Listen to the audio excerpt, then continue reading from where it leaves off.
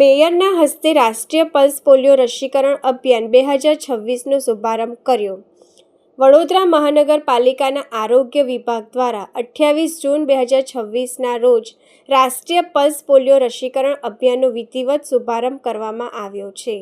વડોદરાના પ્રથમ નાગરિક અને મેયર શ્રીમતી ગીતાબેન મકવાણાની અધ્યક્ષતામાં આ ખાસ ઝુંબેશની શરૂઆત કરાઈ છે. આ અભિયાન અંતર્ગત વડોદરા શહેરમાં વસતા 1 થી 5 વર્ષની વયજૂથના તમામ બાળકોને પોલિયોના 2 ટીપા પીવડાવીને સુરક્ષિત કરવામાં આવી રહ્યા છે. વાલીઓની સરળતા માટે શહેરના તમામ UHC, CHC કેન્દ્રો, આંગણવાડીઓ તેમજ રેલવે સ્ટેશન અને ST ડેપો જેવા મુખ્ય જાહેર સ્થળો પર ખાસ રસીકરણ બૂથ ઊભા કરવામાં આવ્યા છે. તબીબી અધિકારીના જણાવ્યા અનુસાર ભારત ભલે પોલિયો મુક્ત દેશ બની ગયો હોય, પરંતુ પાડોશી દેશોમાં હજુ પણ આ વ્યાધિ હોવાથી ભારતના બાળકોનું ભવિષ્ય ન જોખમાય તે માટે આ તકેદારીનું અભિયાન ચલાવાઈ રહ્યું છે.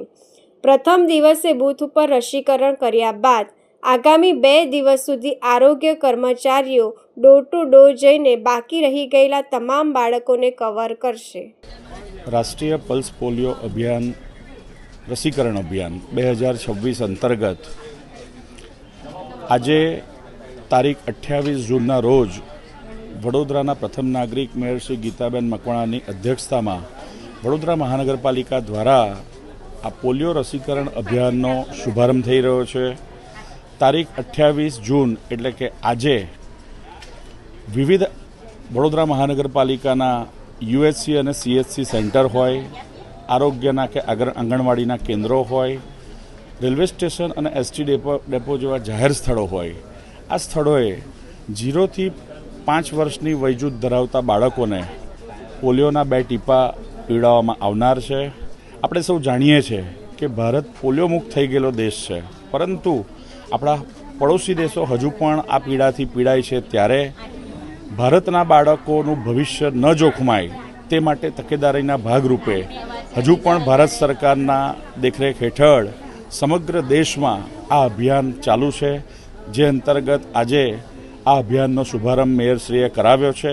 અને બાકીના 2 દિવસ અમારા આરોગ્ય કર્મીઓ ડોર ટુ ડોર સંપર્ક કરીને બાળકોને 2 બૂંદ પોલિયોના પીવડાવવાના છે. અને વડોદરા મહાનગરપાલિકા હર હંમેશ પોતાની ઉત્કૃષ્ટ કક્ષાની સ્વાસ્થ્ય સેવાઓ આપવા માટે આ અંતર્ગત કટિબદ્ધ છે. વોર્ડ નંબર 13ની પૌરાણિક વાવ સિદ્ધનાથ તળાવ ખાતે વડાપ્રધાન નરેન્દ્ર મોદીએ મન કી બાતના 135મા એપિસોડનું આયોજન કરવામાં આવ્યું. વડાપ્રધાન નરેન્દ્ર મોદીએ મન કી બાતના 135મા એપિસોડમાં દેશની સુરક્ષા અને સામાજિક કલ્યાણની સિદ્ધિઓ પર ભાર મૂક્યો હતો. તેમણે સંરક્ષણ ક્ષેત્રે આત્મનિર્ભરતાના પ્રતીક સમાન સંપૂર્ણ સ્વદેશી નૌકાદળ જહાજો INS દુનાગીરી સંશોધક અને અગ્રયત તેમજ DRDO દ્વારા લોંગ રેન્જ ક્રૂઝ મિસાઇલના સફળ પરીક્ષણને બિરદાવ્યા હતા. આ સાથે ભારતમાં બનેલા C-295 ટ્રાન્સપોર્ટ એરક્રાફ્ટની પ્રથમ સફળ ઉડાનની પ્રશંસા કરી હતી. સામાજિક ક્ષેત્રે તેમણે દેશની આર્થિક સુરક્ષા યોજનાઓની સફળતાનો ઉલ્લેખ કર્યો અને મહારાષ્ટ્રના નાંદેડના પેટકર પરિવારે લગ્ન પ્રસંગને આખા ગામનો ઉત્સવ બનાવીને કરેલી સામાજિક પહેલની વિશેષ નોંધ લઈ દેશવાસીઓને પ્રેરણા આપી હતી. આ કાર્યક્રમ વડોદરા શહેર પૌરાણિક વાવ સિદ્ધનાથ તળાવના પ્રાંગણમાં મન કી બાતનું આયોજન કરવામાં આવ્યું હતું. આ કાર્યક્રમમાં પૂર્વ દંડક શૈલેષભાઈ પાટીલ, વોર્ડ નંબર 13ની પૂર્વ નગર સેવિકા સાથે ભારતીય જનતા પાર્ટીના કાર્યકરો અને સ્થાનિક લોકોએ વડાપ્રધાન નરેન્દ્ર મોદીની મન કી બાત સાંભળી હતી. વધુમાં પૂર્વ અધ્યક્ષ વિજયભાઈ શાહે જણાવ્યું હતું કે માનનીય મોદી સાહેબના દર મહિનાના છેલ્લા રવિવારે સવારે 11 વાગે યોજાતા મન કી બાતના કાર્યક્રમનું આયોજન આજે સિદ્ધનાથ મહાદેવ તળાવની બાજુમાં આવેલા પૌરાણિક વાવ ખાતે કરવામાં આવ્યું. વોર્ડ નંબર 13ની અમારી ટીમ મનીષભાઈ, જાગૃતિબેન, મંગેશભાઈ અને સૌ કાર્યકર્તાઓએ એમણે આજે અહીંયા આજુબાજુના લોકો આ કાર્યક્રમમાં જોડાઈને ચિંતા કરી છે. કેચ ધ રેઇન એ માનનીય મોદી સાહેબનો 2014થી સૌથી મહત્ત્વનો કાર્યક્રમ છે. વડોદરા શહેરમાં હિન્દુ ફાઉન્ડેશનના માધ્યમથી રેઇન વોટર હાર્વેસ્ટિંગનું કામ આપણે કરી રહ્યા છે. તો સાથે સાથે પૌરાણિક વસ્તુઓને જીવંત કરવી, એ સ્થળની લોકોને ઓળખ થાય, લોકો ત્યાં જતા થાય અને જગ્યા પર સ્વચ્છતા જળવી રહે તેવા ઉદ્દેશ્ય સાથે દર મહિનાના છેલ્લા રવિવારનો કાર્યક્રમ એ વડોદરાની અલગ અલગ જગ્યા પર કરવાનું એવું હિન્દુ ફાઉન્ડેશનના માધ્યમથી નક્કી કર્યું છે. આજનું આ કાર્યક્રમ વોર્ડ નંબર 13ના યોજાયેલા કાર્યક્રમમાં વૈષ્ણવ સમાજના પણ લોકો મોટી સંખ્યામાં જોડાયા છે. ત્યારે સમગ્ર ટીમ જેમણે આ કામગીરી કરી છે, જેમણે સૌને એકત્રિત કર્યા છે, આયોજન માટે એમને ખૂબ ખૂબ અભિનંદન આપું છું. વડોદરા શહેરમાં આવેલું 99 વર્ષ જૂનું શિવાજી મહારાજનું મંદિર હવે નવા રંગરૂપમાં જોવા મળશે. આ ઐતિહાસિક મંદિરના જીર્ણોદ્ધાર સાથે મહારાજની પ્લાસ્ટર ઓફ પેરિસની પ્રતિમાની જગ્યાએ હવે બ્રોન્ઝની પ્રતિમા મૂકવામાં આવશે. વડોદરાના સાંસ્કૃતિક વારસામાં મહત્વનું સ્થાન ધરાવતું 99 વર્ષ જૂનું છત્રપતિ શિવાજી મહારાજ મંદિર હવે નવા અવતારમાં જોવા મળશે. ભક્તિ અને શૌર્યના પ્રતીક સમાન આ મંદિર ખાતે હવે છત્રપતિ શિવાજી મહારાજની નવી પ્રતિમાનું આગમન થયું છે. અત્યાર સુધી આ મંદિરમાં પ્લાસ્ટર ઓફ પેરિસથી બનેલી પ્રતિમા બિરાજમાન હતી, જેની જગ્યાએ હવે વધુ ટકાઉ અને ભવ્ય એવી બ્રોન્ઝ કાંસાની પ્રતિમા સ્થાપિત કરવામાં આવશે. શિવાજી મહારાજના આ તેજસ્વી સ્વરૂપને વધારવા માટે મંદિરના ટ્રસ્ટીઓ દ્વારા વિધિવત પૂજા અર્ચના કરવામાં આવી હતી અને નવી પ્રતિમાને પુષ્પાંજલિ અર્પણ કરી સ્વાગત કરવામાં આવ્યું હતું. આ સમગ્ર પ્રોજેક્ટમાં વડોદરાના સાંસદ ડૉક્ટર હેમાંગ જોશીનો વિશેષ સહયોગ મળી રહ્યો છે. મંદિરના રિનોવેશન માટે સાંસદ દ્વારા કરવામાં આવી રહેલા પ્રયાસોને કારણે આ ઐતિહાસિક સ્થળને હવે નવું નજરાણું મળશે. વડોદરા માટે એક ખૂબ ગૌરવની વાત છે કે છત્રપતિ શિવાજી મહારાજનું પહેલું મંદિર જો ક્યાંક બન્યું હોય તો એ મહારાષ્ટ્રમાં નથી, એ વડોદરામાં દાંડિયા બજારમાં શ્રી જુમ્માદાદા વ્યાયામ મંદિર ખાતે માણિકરાવજીના હસ્તે એમની પરિકલ્પનાથી અહીંયા આ સાકાર થયું હતું 1927માં, આજથી 100 વર્ષ પહેલાં. આ મંદિર, આ અહીં સ્થાપિત મૂર્તિ જે પ્લાસ્ટર ઓફ પેરિસની છે એ હવે જીર્ણોદ્ધાર માંગે છે અને એના માટે અમે એક મુહિમ શરૂ કરી. એના માટે જે આ મૂર્તિ છે એ પ્લાસ્ટર ઓફ પેરિસની હતી. આ મૂર્તિ કાંસ્યની મૂર્તિ સેમ મોલ્ડમાં, જે 100 વર્ષ પહેલાં હતું એ જ મોલ્ડમાં આ મૂર્તિને એ મૂર્તિકાર મહાદેવજી કોલટકર હતા, એમના પૌત્રએ આ મૂર્તિને કાસ્ટિંગ કર્યું અને કાંસ્યની મૂર્તિ આગામી દિવસોમાં આ મંદિરમાં જીર્ણોદ્ધાર સાથે મૂકવામાં આવશે.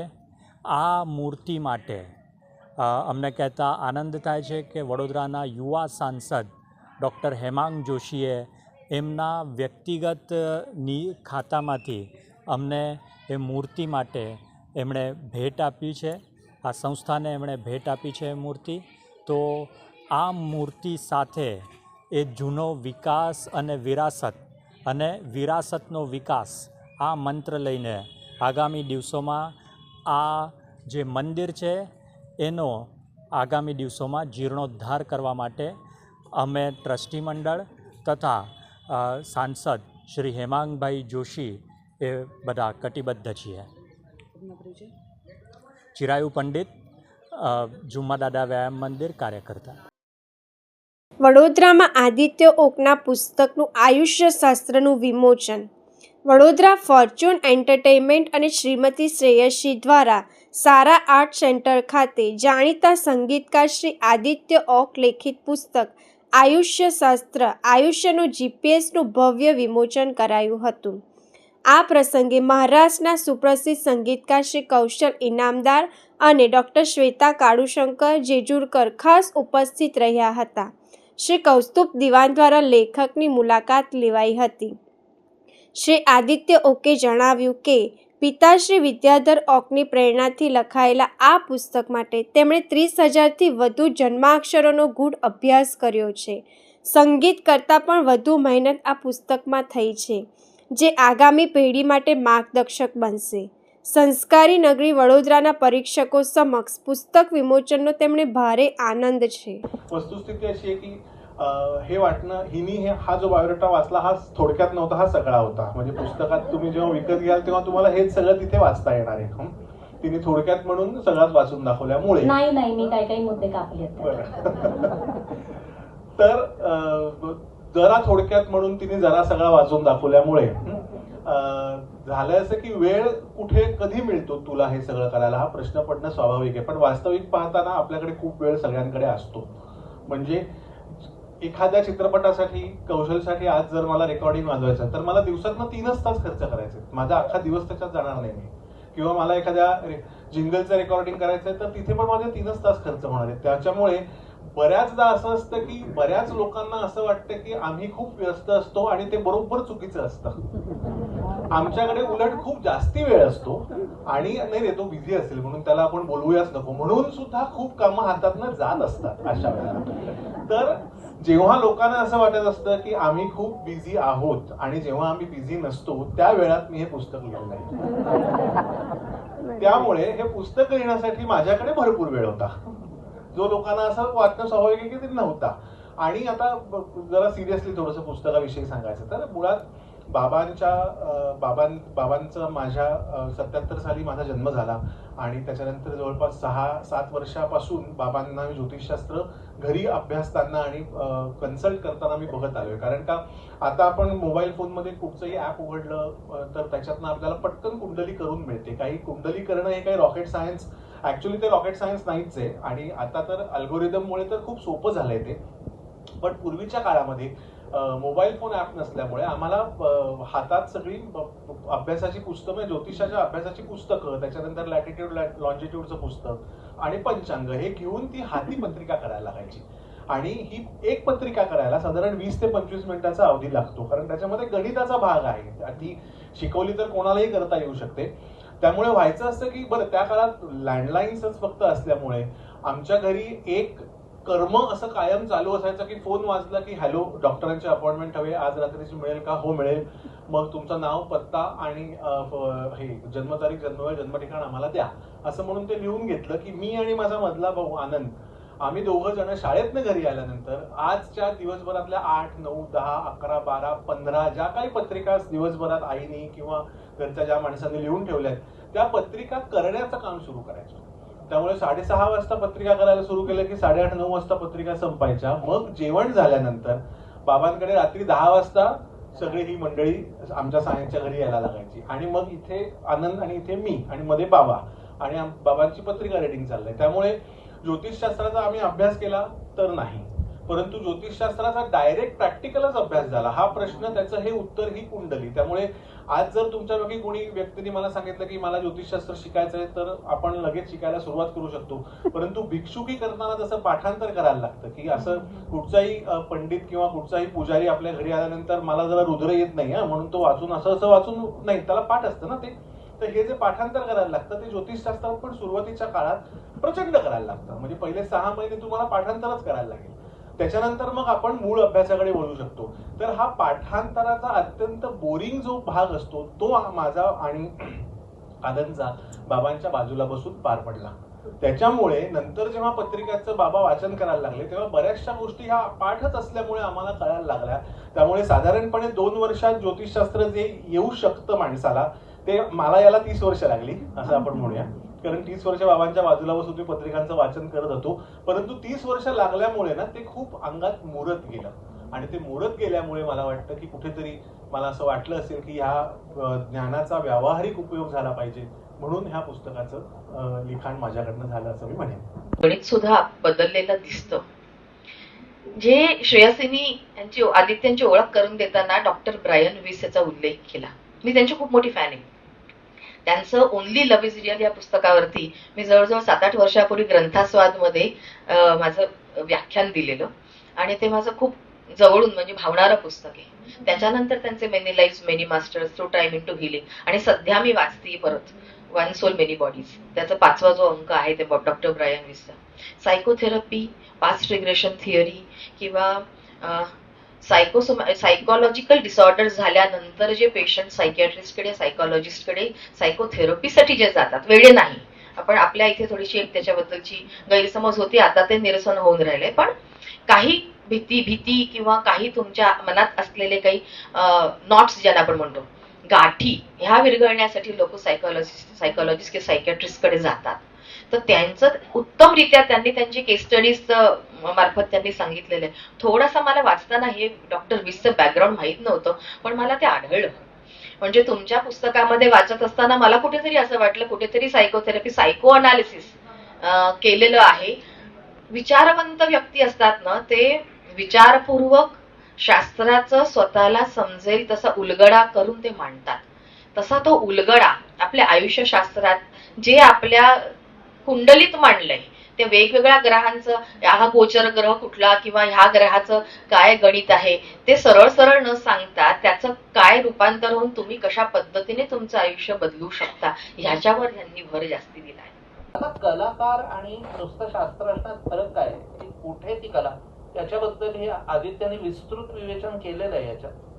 पण तरीही मी माझे 4 आणे त्याच्यात टाकतो की जेव्हा प्रक्रिया नाहीशी होते तेव्हा त्या शास्त्राची कला होते. तुम्ही 2 अधिक 2 म्हणजे 4 हे लहानपणी शिकलेलं असतं.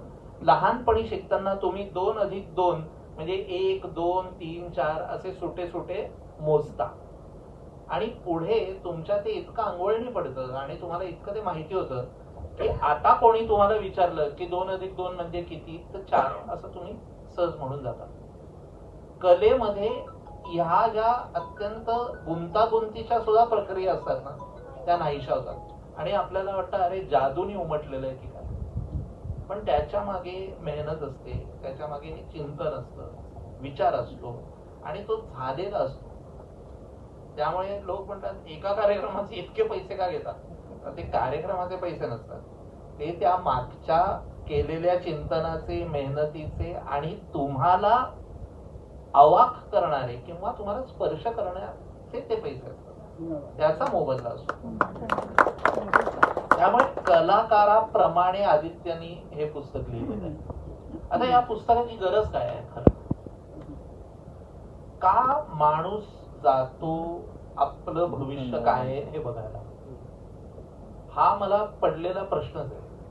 आणि मी तुम्हाला खरं सांगू का, माझा अजून विश्वास आहे का नाही, मी एखाद्या ज्योतिषाकडे जावं का न जावं, याचा मी अजून विचारच करतोय. पण नियती नावाची गोष्ट असते, त्याशिवाय आज इथे माझा येण्याचा योग नव्हता. मी 30 वर्षापूर्वी 35 वर्षापूर्वी रोपारेल महाविद्यालयात ऍडमिशन घेतली नसती. नमस्ते दोस्तों, मेरा नाम है आदित्य ओक और मैंने ज्योतिष शास्त्र के जो अंडरस्टैंडिंग्स होते हैं, ज्योतिष शास्त्र के बारे में जो भी लोगों के मिसअंडरस्टैंडिंग और अंडरस्टैंडिंग होते हैं, उन पर एक क्लासिकल और साइंटिफिक क्लैरिफिकेशन इस बतौर ये किताब का लेखन किया है। इस किताब में दरअसल आप अगर देखने जाएंगे तो ज्योतिष शास्त्र का कोई शिक्षण नहीं दिया है, लेकिन प्रैक्टिकल लाइफ में आपको एस्ट्रोलॉजी का किस तरह से आप उपयोग कर सकते हैं, इस तरह से ये किताब का मैंने लेखन किया है। तो आज मैं बहुत खुश हूँ कि आज के तारीख में, आज जो शिवराज्याभिषेक का भी दिन है और हमारे संगीत के जो एक बहुत बड़े संगीतकार पंचम जी का भी आज जन्मदिन है, उस दिन पे ये पुस्तक का विमोचन हो रहा है। इसके लिए मैं बहुत खुश हूँ। क्या मैसेज दोगे लोगों को? मैं लोगों को ये मैसेज दूंगा कि किताब ज़रूर पढ़िए। किताब में जो प्रैक्टिकलिटीज़ मैंने समझाने की कोशिश की है, उसे अपने जीवन में आप किस तरह से ला सकते हैं, इसका विचार कीजिए। और जो आपको मन को भाता है और जो आपका मस्तिष्क कहता है कि ये सही है, उसे ही फॉलो कीजिए। परिस्थिति देखिए और उसके अनुसार कर्म कीजिए। ये मेरे पुस्तक का समीकरण है। तो आप किताब पढ़िए और मुझे आशीर्वाद दीजिए। વડોદરાના દંતેશ્વર વિસ્તારમાં જીવલેણ હુમલાનો બનાવ. જનપતનગર સોસાયટીના ગેટ પાસે 15થી 20 શખ્સોનું ટોળું તૂટી પડ્યું. 2 યુવકો પર લાકડા અને ધારદાર હથિયારથી હુમલો. એક યુવકના માથામાં ગંભીર ઈજા પહોંચતા હાલત ગંભીર. બંને ઈજાગ્રસ્તોને તાત્કાલિક SSG હોસ્પિટલમાં ખસેડાયા. દારૂ પાર્ટી બંધ કરવા કહેતા વિવાદ થયો હોવાનો આક્ષેપ. મહિલાઓ રહેતી હોવાથી પાર્ટી બંધ કરવા વિનંતી કરી હતી. થોડીવાર બાદ ટોળું આવી યુવકો પર જીવલેણ હુમલો કર્યો હોવાનો આરોપ. ઘટનાથી વિસ્તારમાં ભારે દહેશત અને ચકચાર ફેલાઈ. મક્કરપુરા પોલીસ દ્વારા વધુ તપાસ હાથ ધરવામાં આવી. दंतेश्वर जनपद नगर 207 मेरे घर के जो दुकान है उसके ऊपर ये लोग दारू पीते थे।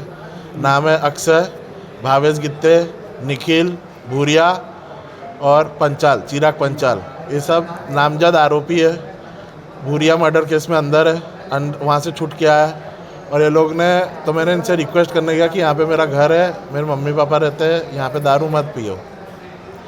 ये लोगों ने वहाँ पे दादागिरी करी, बोले तेरे से जो टूटता हो तोड़ ले, हम तो यहीं पिएंगे, किसी के बाप का नहीं है। फिर मैं घर चला गया। फिर मेरे को वापस से इन लोगों ने बुलाया नीचे, बोले नीचे आ। मैं नीचे गया तो ये लोगों ने मेरे पे हमला किया, चाकू से घाव मारे, डंडे, डांग, पत्थर में सबसे 25-30 जनते इन लोग ने हमला किया। तो लोग वहीं पे रहते हैं? वहाँ के लोकल नहीं, मतलब दूसरी सोसाइटी के। वहाँ पे नीचे खाली पीने ही आते हैं? पीने, दारू का धंधा करते हैं वहाँ पे। सब कुछ मतलब जैसे जुआ भी खेलते थे पहले बहुत। मेरी पुलिस से यही मांग है कि मुझे इंसाफ मिलना चाहिए। क्या नाम है? सूरज ठाकुर। ઉપલેટા સેવા સહકારી મંડળીની 53મી વાર્ષિક સાધારણ સભામાં આગેવાનોની વિશાળ હાજરી. મંડળી વાર્ષિક 10 લાખનો નફો કર્યા. ઉપલેટા સેવા સહકારી મંડળીની 53મી વાર્ષિક સાધારણ સભા લેવા પટેલ સમાજ ખાતે પ્રમુખ હરિભાઈ ઠુમ્મર ભોલેના પ્રમુખ સ્થાને મળી હતી, જેમાં વાર્ષિક અહેવાલ રજૂ કરવામાં આવેલ. ચાલુ વર્ષે મંડળીએ 10 લાખ રૂપિયાનો નફો કરતા પ્રમુખ હરિભાઈએ સભાસદોને 8% અને ધિરાણ લેતા ખેડૂતોને ભેટ આપવાની જાહેરાત કરી હતી. આ પ્રસંગે પૂર્વ ધારાસભ્ય છગનભાઈ સોજીત્રા, નગરપાલિકા પ્રમુખ વર્ષાબેન ગજેરા, જિલ્લા બેંકના ડિરેક્ટર નરસિંહભાઈ મોંગલપરા, સહકારી સંઘના પ્રમુખ ગોપાલભાઈ સખિયા, ડીબી રામાણી, નરેશભાઈ લક્કડ, કેડી ગજેરા, વલ્લભભાઈ સોજીત્રા, શાંતિલાલ ગજેરા, કિશનભાઈ વસોયા, દીપકભાઈ ઠેસિયા, વલ્લભભાઈ મુરાણી, બટુકભાઈ મુરાણી સહિતના આગેવાનો ઉપસ્થિત રહ્યા હતા. કાર્યક્રમનું સંચાલન આરડીસી બેંકના ઝોનલ મેનેજર ભાવેશભાઈ પાદરિયાએ કર્યું હતું.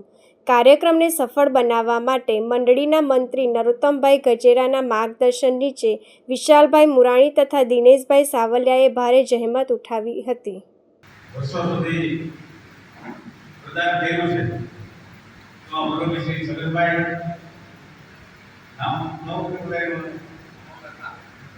વર્ષાબેન પ્રમુખ શ્રી ગોપાલભાઈ અને મંચ ઉપર ઉપસ્થિત સર્વે સહકારી ક્ષેત્રના, સમાજના વિવિધ ક્ષેત્રમાં કામ કરતા આગેવાનો, સંચાલક મંડળના ઉપસ્થિત ખેડૂત સભાસદ ખેડૂત ભાઈઓ બહેનો,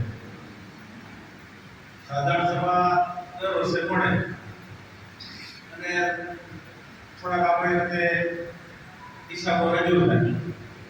મંડળીના વર્ષ દરમિયાન જે કંઈ કાર્યવાહી કરી હોય, ટ્રાન્ઝેક્શન થયા હોય, આ સહકારી મંડળી અનેક ખેડૂતોની પ્રવૃત્તિ કરી રહી છે. આ મંડળીએ સદા ખેડૂતોનું હિત જોવે છે. ખેડૂતોના જીવન ધોરણમાં કેમ સુધારો થાય, ખેડૂતો કેમ આગળ આવે, એ ધ્યેય સાથે કામ કરતી મંડળી છે.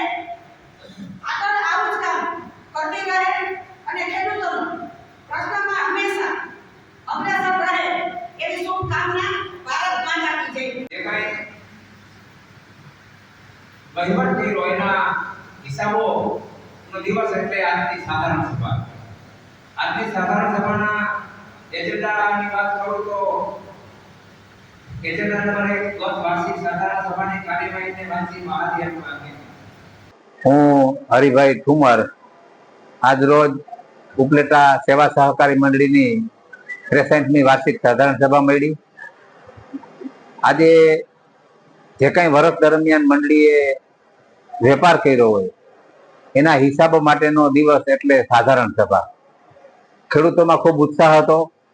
મંડળીએ 10 લાખ જેવો નફો કરી અને 8%નું ડિવિડન્ડ આપ્યું છે.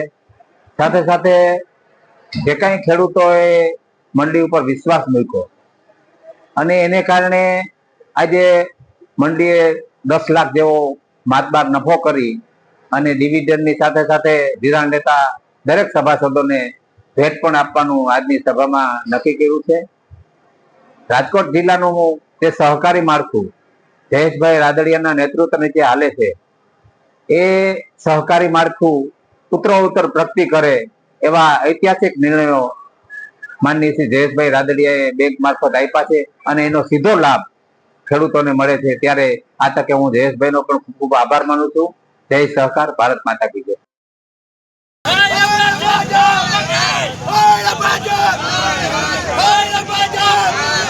ભારત દેશના 22 લાખ વિદ્યાર્થીઓના ભવિષ્ય સાથે ખિલવાડ કરનાર શિક્ષણ મંત્રી ધર્મેન્દ્ર પ્રધાનના રાજીનામાની માંગ સાથે યુથ કોંગ્રેસ દ્વારા આંદોલન કરવામાં આવ્યું. વડોદરા શહેર યુથ કોંગ્રેસ દ્વારા ધર્મેન્દ્ર પ્રધાનના પુતળા જલાવીને વિરોધ પ્રદર્શન કરવામાં આવ્યું. આજ રોજ અમારા દ્વારા વડોદરા ગાંધીનગર ગ્રુપ પાસે શિક્ષણ મંત્રીનું પૂતળું દહન કરવામાં આવ્યું છે. કારણ કે તમે જુઓ કે જે રીતે નીટની એક્ઝામનું પેપર લીક થયું, એસએસસીની એક્ઝામનું પેપર લીક થયું, એવી રીતે જેટલી બી નેશનલ એક્ઝામો છે 24થી પણ વધારે એક્ઝામોનું પેપર રિસન્ટલી લિંક થયું છે. એના માટે આખા સમગ્ર દેશમાં યુથ કોંગ્રેસ દ્વારા આંદોલન કરવામાં આવ્યું છે અને સમગ્ર દેશમાં સમગ્ર યુવાનોનો એક જ અવાજ છે કે શિક્ષણ મંત્રી ધર્મેન્દ્ર પ્રધાન પોતાના પદેથી રાજીનામું આપે. તેમ છતાં ધર્મેન્દ્ર પ્રધાનના પેટનું પાણી નથી હલતું. એટલા માટે આજે ફરી એક વખત વડોદરા શહેર યુથ કોંગ્રેસ દ્વારા ધર્મેન્દ્ર પ્રધાનના પુતળાનું દહન કરવામાં આવ્યું છે અને અમારા દ્વારા ચીમકી આપવામાં આવી છે કે જ્યાં સુધી ધર્મેન્દ્ર પ્રધાન પોતાના પદેથી રાજીનામું નહીં આપે ત્યાં સુધી યુથ કોંગ્રેસ અને ઇન્ડિયન યુથ કોંગ્રેસ દ્વારા આંદોલન કરવામાં આવશે. અમારા દ્વારા આજે પુતળા દહન કરવામાં અમારા યુથ કોંગ્રેસના કાર્યકરોની અટકાયત કરવામાં આવી છે, પરંતુ આ આંદોલન આગળ પણ ચાલુ રહેશે. નિખિલ સોલંકી. જેતપુર શહેર તેમજ નવાગઢ વિસ્તાર ખાતે મહોરમના પવિત્ર તહેવાર નિમિત્તે કલાત્મક તાજિયા નિર્માણ કરનાર તમામ તાજિયા કમિટીઓને રૂબરૂ શિલ્ડ અર્પણ કરીને તેમજ સન્માનિત કરીને પ્રોત્સાહિત કર્યા. તેમજ મુસ્લિમ સમાજના આગેવાનો સાથે મુલાકાત કરતા યુવા ધારાસભ્ય જયેશ રાદડિયા.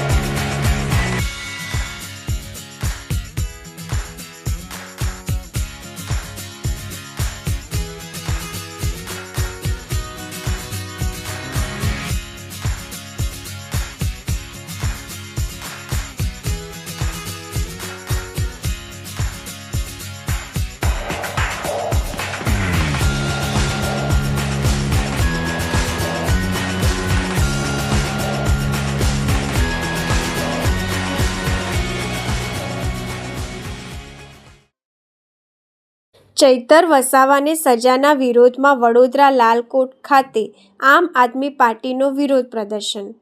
આમ આદમી પાર્ટીના નેતા અને ડેડિયાપાડાના ધારાસભ્ય ચૈતર વસાવા સહિત 9 લોકોને કોર્ટ દ્વારા 7 વર્ષની સજા ફટકારતા વડોદરા ખાતે આપ દ્વારા ઉગ્ર વિરોધ પ્રદર્શન કરવામાં આવ્યું હતું.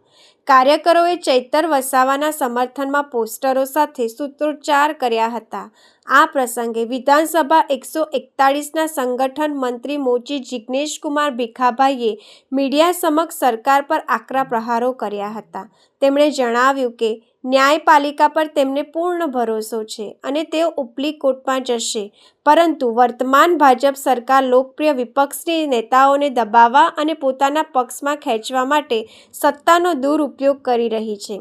તેમણે વધુમાં ઉમેર્યું કે આ કેસમાં એક 18 દિવસના માસૂમ બાળકને પણ જેલમાં રહેવું પડ્યું છે, જે લોકશાહી અને માનવતા માટે કલંક સમાન છે.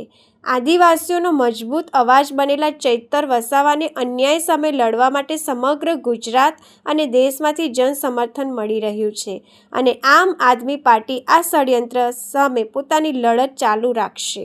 આજે આમ તો ગુજરાતની બધી જનતાને ખબર જ છે કે શાના માટે આજે વિરોધ થઈ રહ્યો છે. ચૈતરભાઈને કેવી રીતે અત્યારે 7 વર્ષની સજા થઈ છે.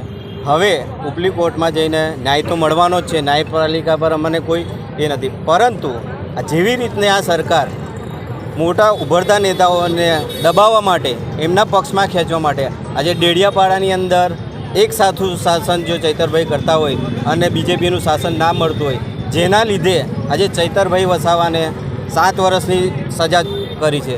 7 વર્ષમાં એમની જોડે બીજા 8 જણ છે એમને બી.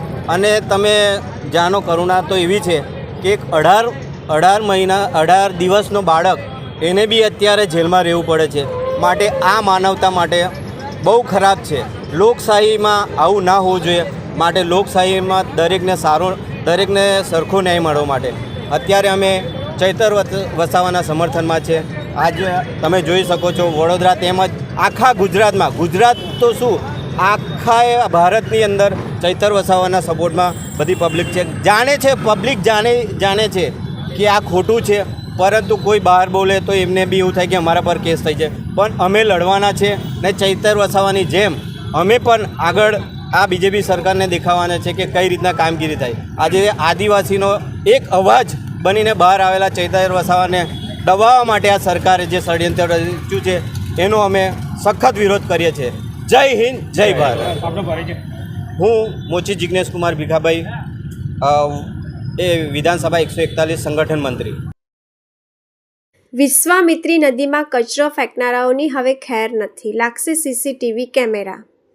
વડોદરાની ઓળખ સમાન વિશ્વામિત્રી નદીને પ્રદૂષણ મુક્ત રાખવા વડોદરા મ્યુનિસિપલ કોર્પોરેશન દ્વારા કડક નિર્ણય લેવાયો છે. નદી કિનારે અને પુલોની આસપાસના એવા 13 મુખ્ય સ્થળોની ઓળખ કરાઈ છે જ્યાં લોકો સૌથી વધુ કચરો ઠાલવે છે. આગામી 15 દિવસમાં આ તમામ સ્થળોએ સીસીટીવી કેમેરા લગાવીને 24 કલાક મોનિટરિંગ કરવામાં આવશે. નદીમાં ગેરકાયદેસર રીતે કચરો કે પ્લાસ્ટિક ફેંકતા પકડનારા વ્યક્તિ, વાહન ચાલક કે સંસ્થા સામે કાયદેસરના પગલાં ભરી ભારે દંડ વસૂલ કરવામાં આવશે.